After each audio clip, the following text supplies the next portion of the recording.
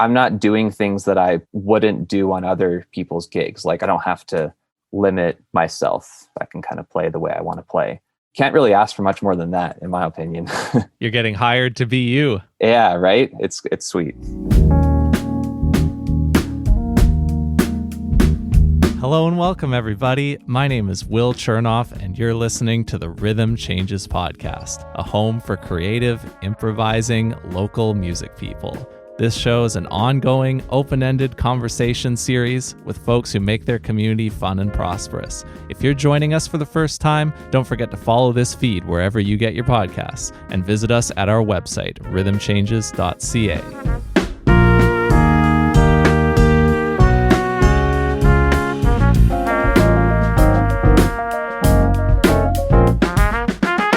Our guest today is a jazz drummer who released his first album, Talking Drums, 1 year ago in November 2020 on the Stellar music label based in Vancouver. But he recorded that album as he finished graduate studies at the University of Northern Colorado. In the Denver, Colorado area, he joined a piano trio led by Domi Edson on bass and recorded an album with her. They released this album, Without the Ray, and launched into a tour. Now, you probably want to ask me what I know about Colorado. I've never been there, but our guest, despite living there now, is Canadian, and I met him when he moved from Alberta to BC to finish his undergraduate degree at Capilano University. In fact, he played drums on my first album, Aim to Stay. And on this tour with Domi Edson, he played for one night only at Frankie's in Vancouver, and I was lucky enough to attend and cheer him on. You can find him at bobbywiens.com, and please welcome to the Rhythm Changes Podcast, Bobby Wiens. Thanks so much, Will, for having me and for that nice intro. I appreciate that. I really appreciated the chance to see you again, because it had been maybe 5+ years, you know? I know. It was so great to see you at the club, and there were some other Cat people there too, so it was a cool little reunion. Yeah. I mean, I haven't toured since February 2020 in any capacity. And I'm curious, when did Domi's tour start to come together? So she released the album in like February, March of 2021, and the wheels were turning right away. I think she started to book things in like June, July. So I think she started reaching out to folks in June. Yeah, and when you got the call, after you probably hadn't had the chance to do anything like that in recent memory, how did that feel for you? Oh, it was good. No, I have done a couple tours because I took a break between high school and undergrad, and also between undergrad and my master's. But it felt really good. I'm glad that she wanted me to be a part of it. Things here in Colorado started opening up in terms of like playing, and venues actually having live music pretty regularly in May. At that time when she asked me, like, there was really nothing happening. So I was very excited. She's a great tour manager. Like, it came together really smoothly, and she did a good job booking things and making it a fairly lucrative endeavor as well. Yeah, I have your tour dates in front of me, so it'll be fun to kind of go through each day and get your recollections of your own experience there. But first, I want to ask you a couple things about the music too, because I got to hear you, but not everybody would have gotten the chance to hear you yet. Yeah. So if I had to think about reference points, there are two that come to my mind right away, and I know you'll have more. One of them is Ahmad Jamal's trio from like the late 50s with the classic album At the Pershing. Mm-hmm. And then a later one is the Ray Brown trio with Gene Harris on piano in the 80s. So what else do you have? You're bang on. Like, those are a couple of her main ones. Another thing that she is really influenced by is Christian McBride trio. All these great kind of bass-led trios, and some piano trios, of course, too. Oh, I should also say the Jeff Hamilton trio. Those are her favorite people. So it was very much that kind of vibe.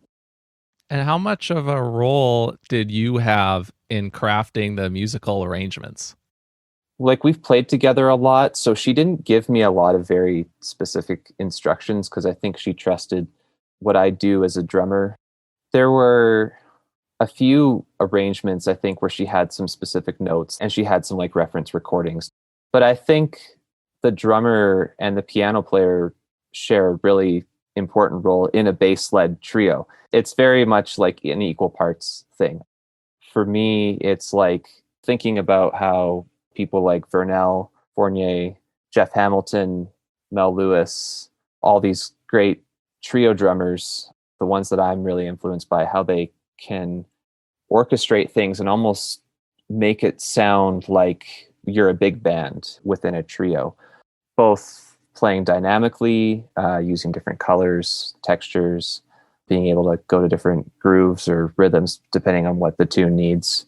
It's more of a big band concept than a small group concept in a lot of ways. The emphasis isn't as much on stretching out and soloing, but it's more on the arrangement. So I'm trying to fit into that and make those as interesting as possible for the listeners, but also for my band members too.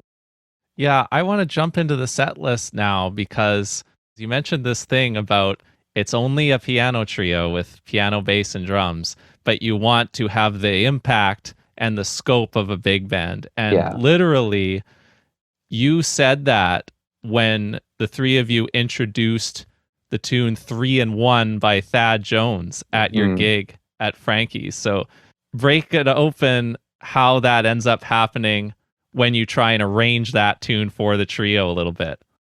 I mean, obviously, she was influenced by the Thad Jones, Mel Lewis arrangement of that. She fragmented it in a lot of ways and created this kind of modern sounding version of it.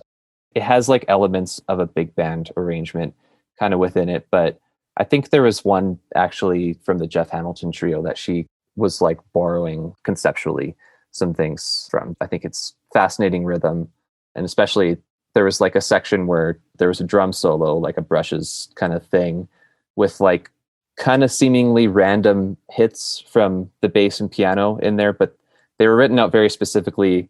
That was kind of the hardest part, I think, for the trio to kind of get comfortable with, because it was like an odd form. Like it wasn't just like playing, because normally when I solo, I'm singing the melody in my head to kind of help me stay on track and also give me ideas. But for that one, it was a 9-bar phrase followed by a 6-bar phrase followed by a 4-bar phrase. You have to sort of get accustomed to what she had written. And then you've got something like FSR from the Ray Brown trio, where that to me feels like, even though it was a piano trio thing from the start and you were playing it in that instrumentation as well, it feels like a big arrangement. Like it feels like there's a lot of exciting stuff that happens. There's a lot packed in there. Yeah. So for that one, the bass has the melody with like drum and piano responses essentially.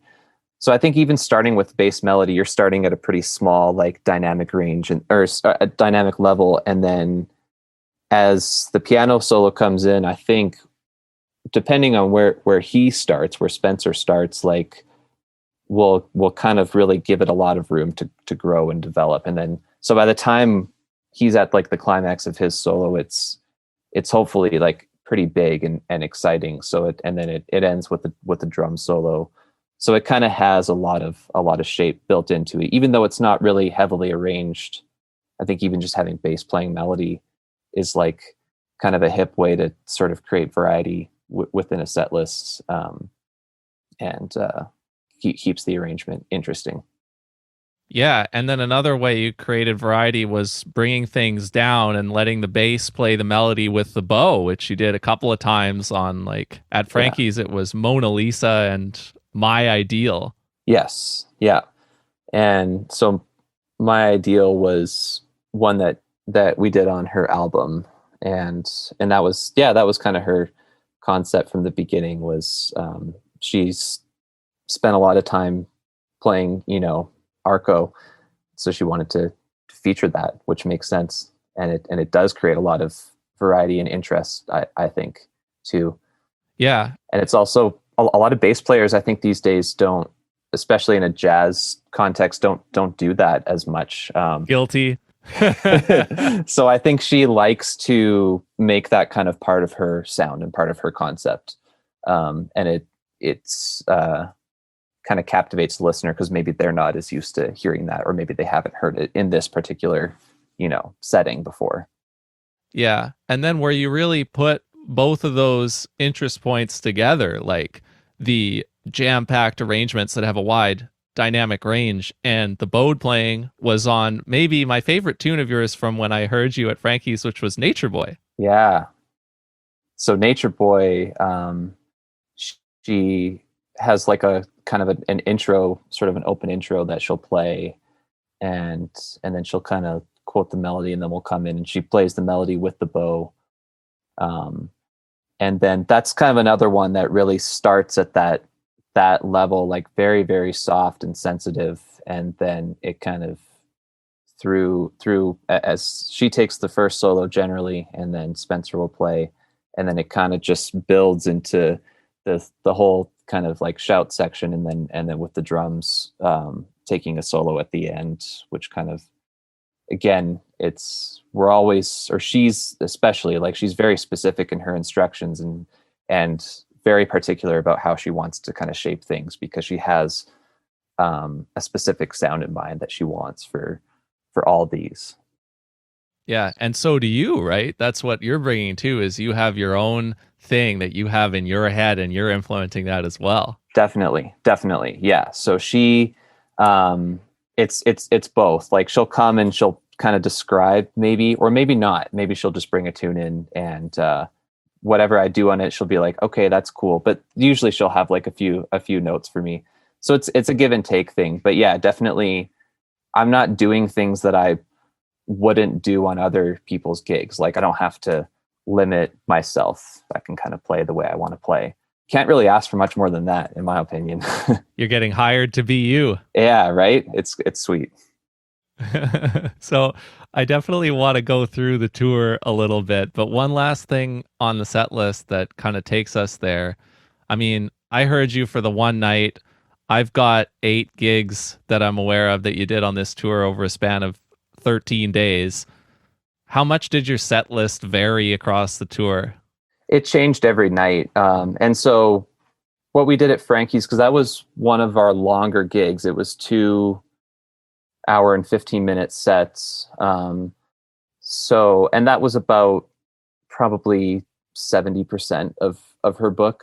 So we have things in reserve. And so she's kind of rotating things through every night based on, she'll usually make the set list kind of before the gig. We'll sound check, and then she'll put it together, and whatever she decides to play, we play. Yeah. And no music stands for you guys. No. Yeah. She was also very specific about that. Oh, that was an order. It was an order. Yeah. And also that's kind of how I like to do it too. Like, the only time I'm reading any music is if I'm like subbing in a band and I haven't had a chance to like actually learn their music. But I like, my whole thing is committing things to memory so that I can look around and interact with the band and not be buried in my chart. I think that can be okay. And sometimes you need to. You got to have both. But I think ideally you want to have the stuff, committed to memory. Totally. Yeah. So let's get into the tour a little bit. I'm going to serve it up for you here as best I can by telling you what the day was and where you were. And you could just fire back at me with whatever you recall doing or whatever you remember about that day. What do you think? Yeah, it sounds good. Let's do that.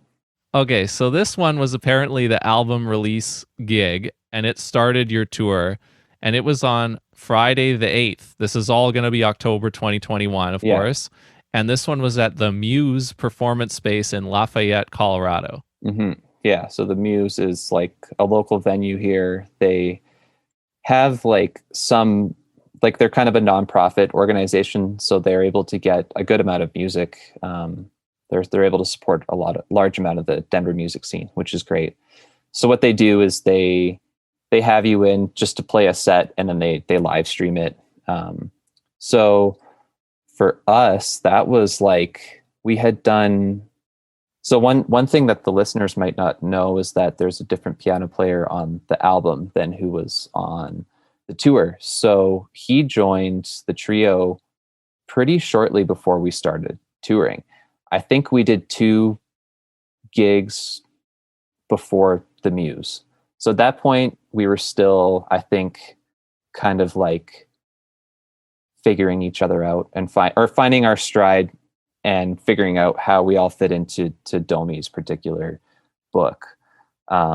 So I don't want to call it necessarily rehearsal. I think we all came like prepared and we knew the music really well, and I think we brought it. But I think by the time we were at like somewhere like Frankie's, where we had about 15 shows and clinics under our belt, things were a lot, I think, just tighter, and we were more comfortable with kind of playing together. But I still think it was a fun gig. It was just, there was maybe a few more rough spots than others, just because I think that was our third gig as a trio. Yeah, Spencer's Weifel, and he played on your album, He Talking did. Drums, So but he did we've not played, record. Go yeah, ahead. I was going to say, yeah. So we've played a ton together, but him and Domi haven't. So I kind of like, when she was looking for another person, I definitely like vouched for him. I wanted him on the gig, so I was glad that she took my recommendation, because I really like his playing. Yes, he does the piano trio thing very, very well. So yeah, for sure. So that was cool to see him there, because I had heard him play on your Yeah. record, and Domi's album sounds great too. So it's good that you have a surplus of talent at your fingertips here. There are, yeah. Yeah, so there's 2 more shows in Colorado. This one, if I'm not mistaken, this is the one that's closest to home for you, because this is where you live, right? In Greeley, Colorado? Yeah, it's about 5 minutes from my place, the Yeah. 477 Distilling. And actually, Totally. I work there kind of part-time as their like booking manager, and do like promo and stuff for their shows. So that's kind of our main like local spot here in town, so that was fun to play there. A lot of people from UNC came out, and it's always a good time there. It's a great distillery. They have like good cocktails and stuff, so we always have a good time. Yeah, I want to take a short tangent there, because maybe there's a couple of people in this community who want to start something like that at their favorite local brewery or distillery. So can you just pull up and talk about how you got that going, or how somebody would get that going if they wanted to in a Sure. hometown spot? Yeah, so I wasn't the first one to get it going. There was someone else who kind of was really working hard to kind of like, touch base with the owners and sort of like sell this concept to them. And you got to have like an owner who like believes in it, and they definitely are really supportive of like the school too. So I think just between having those things together, it was kind of a good kind of thing. But yeah, so the person who initially started all that was going to the owner and sort of like just getting bands. And I think the first bands in there weren't playing for anything, and they just wanted to try it out. But then, so I think that's maybe part of it, as I haven't done too much of that. Like I've kind of hit up places just to do maybe one-off gigs, but to like start like a regular thing, it's like a little bit out of pocket at first, but it was an investment, and it ended up being worthwhile, because they've had music pretty consistently, and they pay pretty good too. So once he left town, he asked me to take over, booking groups and doing the promo and stuff. So I was happy for, a little extra income, and of course I really support that venue and believe in it. So it's a fun opportunity. Totally given me good flashbacks, because I remember David Blake on the Rhythm Changes podcast talking to me about how Andrew Miller, who is a jazz drummer who moved, handed some of the duties towards booking the Tangent Cafe over to him. Yeah, that's it's like the passing of the torch, right? Yeah, no, that's super cool. And it's good to hear that you're doing that. And it's good to hear anybody doing that. I always dig that. We need more of that. Definitely. It's so important. That's kind of what keeps the scene alive. Yeah. All right. So you're finishing up your Colorado weekend that opened this tour at a place called Nocturne that is in Denver. Yeah. So that's there's 2 main jazz clubs in Denver. There's Nocturne and Dazzle. So that was kind of one of them. So she had to kind of decide, because you can't do both, because they're like down the street from each other. But so it's a great room to play in. They have a nice piano. The room sounds good. It's kind of similar to Frankie's in a lot of ways. Like they serve like good food, and it's just like kind of a jazz and supper club sort of.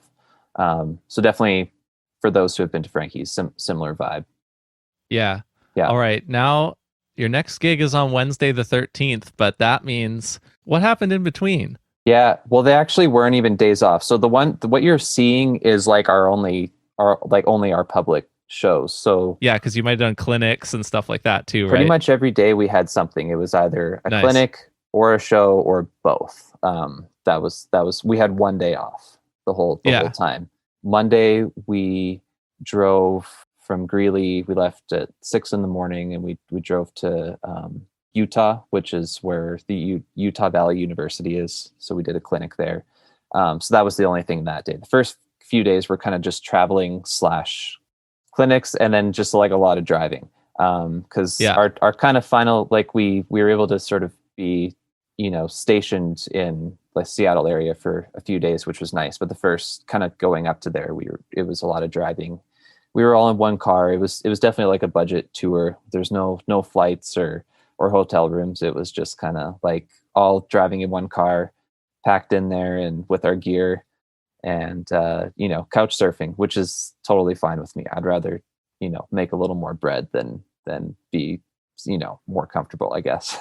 Gotta have that profit margin. Yeah, maybe that'll change in years to come, but yeah, it's okay. I've only ever been in a one-car band too, so yeah, I totally feel that. It's fun. You get to like we listened to a lot of music together. Everyone brought CDs and stuff, and yeah, it was cool. Luckily, we all get along well, so it was a good time. Yeah. Now, I don't know this place, even though now we're getting into shouting distance of where I am. So you've got on Wednesday the 13th, you've got the Royal Room in Seattle. Yeah. So I didn't know it either. Domi just apparently, I don't know if she's played there before, but she reached out to them, and it was a nice room.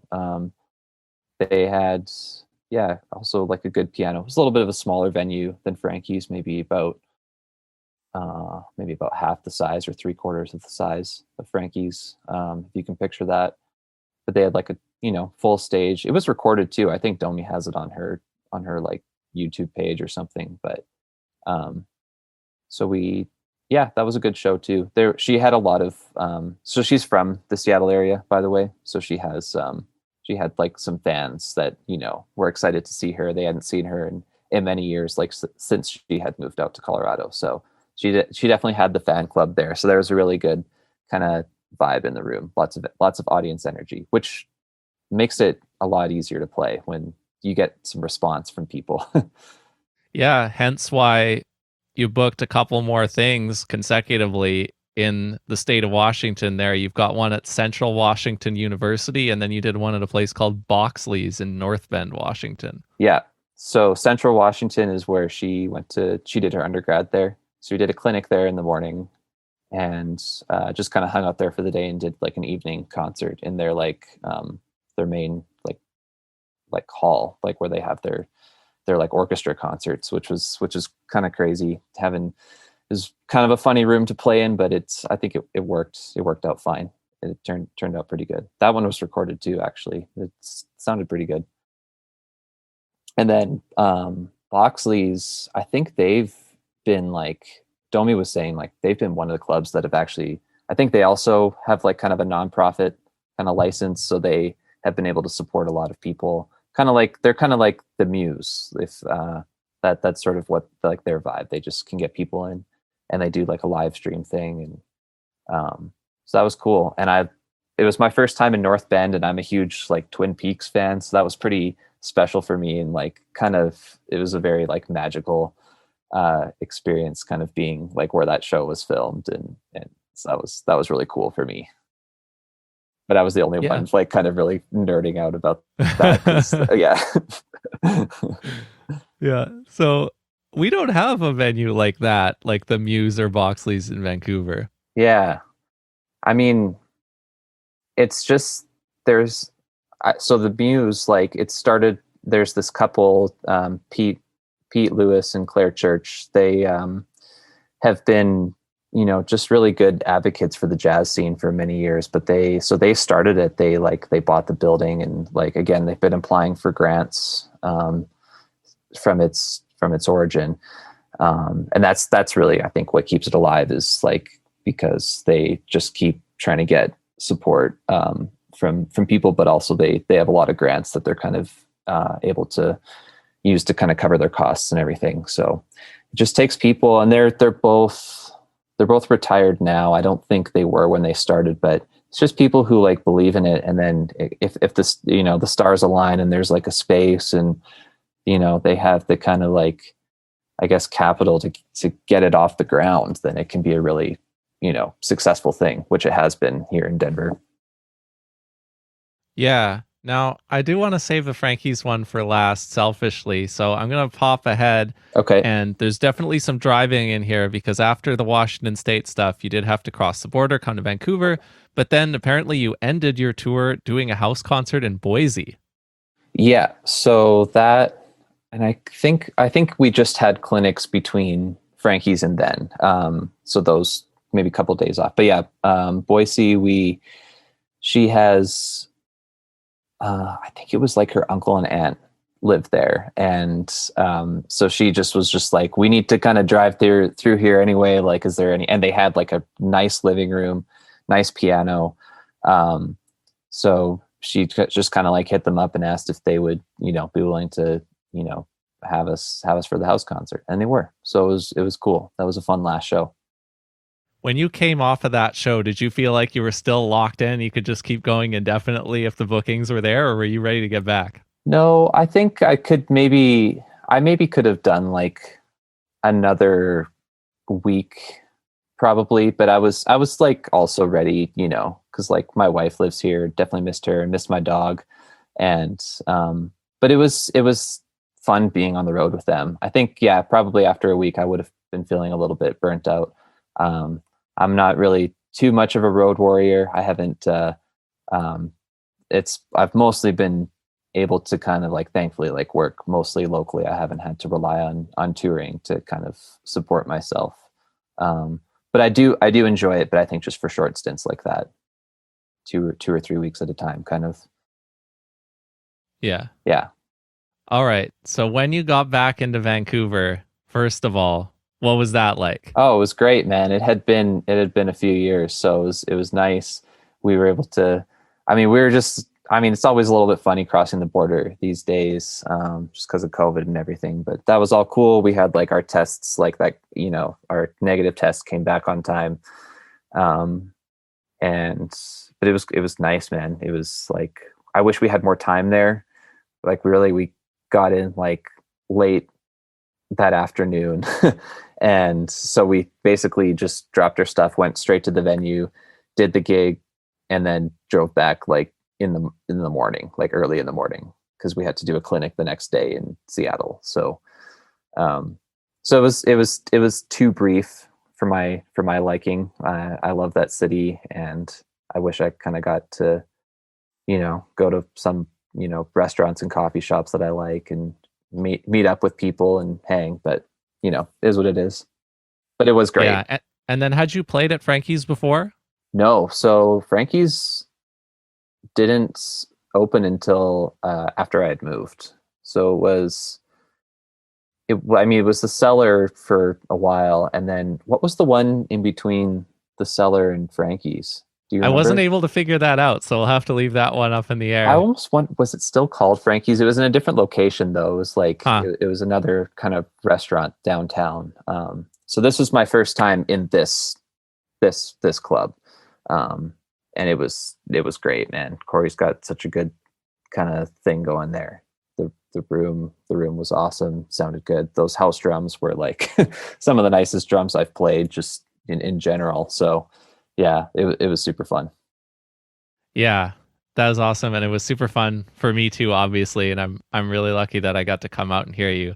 I want to close with this. Thanks for taking the time today. Yeah, my pleasure. You had this thing going, and I've seen you do this in some of the live videos that I've watched of you playing as well. So I know that this happens relatively often. In particular, I think it happens relatively often between you and one of the members of this trio. And I want to know what's going through your mind when this happens. So sometimes when something interesting happens, you go look over at Spencer's Weifel there and you give him an interesting kind of look or a grin. What is going through your mind when you do that? Oh man, I don't even know. It might be kind of like just a reaction to something that happens in the moment. But I think, yeah, I always like to be looking up, looking around, and like kind of making eye contact with people and like engaging in that way. Cause I think like, I mean, sometimes it's okay to have maybe your eyes closed and be like constant, but to me, that's a little bit kind of like too much of like self-absorption. And so I've worked to kind of get out of that habit. I think I have more fun when I'm looking around and making eye contact with people, which requires vulnerability. But I think you connect in a deeper way. And in like a more loving way to the people. So honestly, I think that's the answer. It's just like love, man. Like I love his playing and who he is as a person. So that just blends together into what's like happening on stage. So I think it's just an expression of love.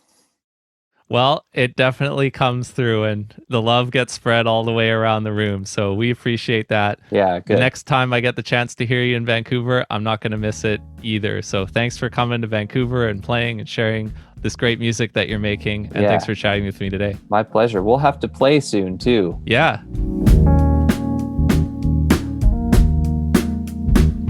Thank you for tuning in to this episode of the Rhythm Changes podcast. If you haven't followed the feed yet, make sure you do, and think about your friends who might enjoy listening too. Tell them to search for the Rhythm Changes podcast wherever they get their podcasts. Link them to our website, rhythmchanges.ca, Facebook at Chernoff Music, or Instagram and Twitter at Rhythm Changes BC. The Rhythm Changes podcast is a Chernoff Music production.